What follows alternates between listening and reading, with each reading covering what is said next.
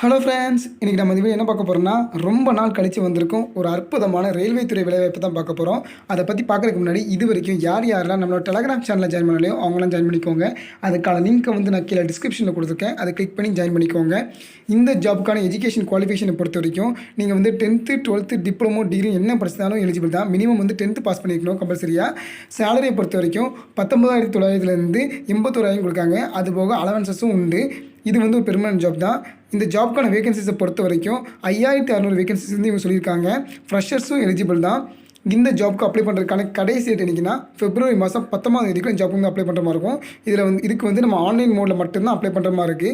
சரி வாங்க, இந்த ஜாப்க்கு எப்படி அப்ளை பண்ணுறது, என்னென்ன போஸ்ட்டுக்கு ஆட்கள் ரெக்கமெண்ட் பண்ணுறாங்க, அதுக்கான எஜுகேஷன் குவாலிஃபிகேஷன் எல்லாத்தையும் டீட்டெயில் இந்த வீடியோவில் பார்க்கலாம். குவாலிஃபிகேஷன் எங்கேருந்து வந்திருக்குன்னா, ரயில்வே ரெக்ரூட்மெண்ட் போர்ட்லேருந்து வந்திருக்கு. இது மினிஸ்ட்ரி ஆஃப் ரயில்வேஸ் கீழே வருது. இந்த ஜாப் சென்ட்ரலைஸ்டு எம்ப்ளாய்மெண்ட் நோட்டீஸ் தான். ஸோ அதனால் இந்தியா முழுக்க யாராலும் இந்த ஜாப்புக்கு எலிஜிபிள் தான். இந்தியா முழுக்க யாராலும் அப்ளை பண்ணலாம்.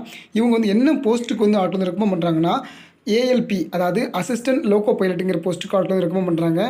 இந்த ஜாப்க்கு அப்ளை பண்ணுறதுக்கான கடைசி டேட் என்றைக்குன்னா February மாதம் 19ஆம் தேதி வரைக்கும் இந்த ஜாப்க்கு நம்ம அப்ளை பண்ணிக்கலாம். இதுக்கு ஆன்லைன் மூலமாக மட்டும்தான் அப்ளை பண்ணுற மாதிரி இருக்கும்.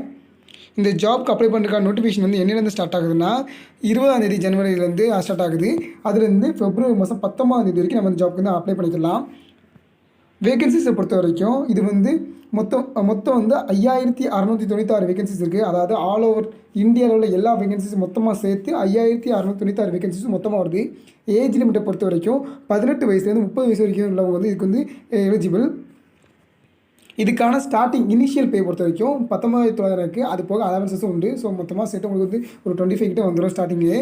இது ஒரு level 2 உங்களுக்கு பே லெவல் தான் உங்களுக்கு இது.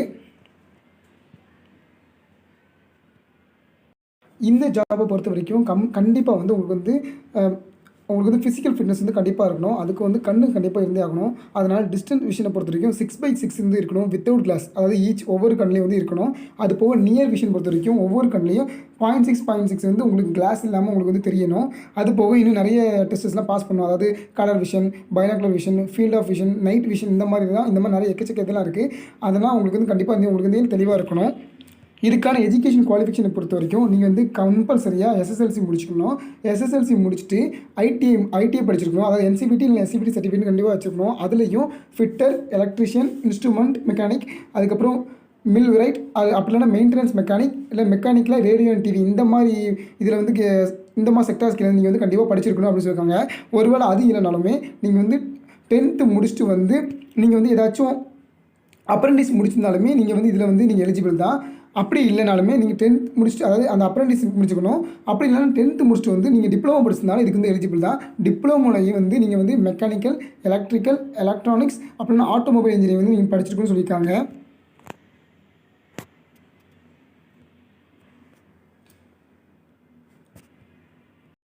இந்த ஜாப்க்கு எப்படி ஆட்கள் ரெக்கமெண்ட் பண்ணுறாங்கன்னா, சிபிடி மூலமாக தான் இவங்க ஆட்கள் ரெக்கமெண்ட் பண்ணுறாங்க.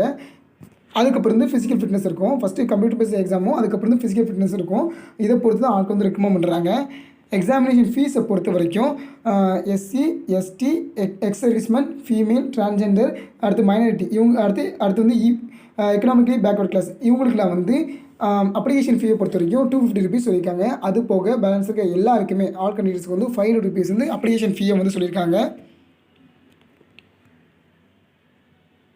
கீழே பார்க்குறது எல்லாமே நமக்கு ஆல் ஓவர் இந்தியாவில் நம்ம ரயில்வே ரெக்ரூட்மெண்ட் போர்டுக்கு அப்ளை பண்ணுறதுக்கான டேரக்ட் லிங்க்ஸு. நம்ம சவுத் ரீஜன், ஸோ சென்னை கீழே வரும். ஸோ இந்த www.rrbchennai.government.in இந்த இது கீழே நம்ம அப்ளை பண்ணுற மாதிரி இருக்கும். இதுக்கான அஃபிஷியல் அப்ளை லிங்க் நான் கீழே டிஸ்கிரிப்ஷனில் கொடுத்துருக்கேன். அதை கிளிக் பண்ணி நீங்கள் அப்ளை பண்ணுற மாதிரி இருக்கும். ஏதாச்சும் டவுட்னா கீழே கமெண்ட் செக்ஷனில் கேளுங்க. அது போக நம்மளோட வீடியோ சப்ஸ்கிரைப் பண்ணுங்கள். அது போக உங்களோட ஃப்ரெண்ட்ஸ் அண்ட் ஃபேமிலிக்கு ஷேர் பண்ணுங்கள். தேங்க்யூ. இது வரைக்கும் யாரெல்லாம் நம்மளோட சேனலை சப்ஸ்கிரைப் பண்ணலையோ அவங்கள சப்ஸ்கிரைப் பண்ணிடுங்க. அப்படியே பக்கத்தில் இருக்க பெல் ஐக்கானையும் கிளிக் பண்ணிடுங்க. அப்போ தான் நம்ம போடக்கூடிய வீடியோ உடனே அவங்க சேரும். சரி வாங்க, நம்ம வீடியோக்குள்ளே போகலாம்.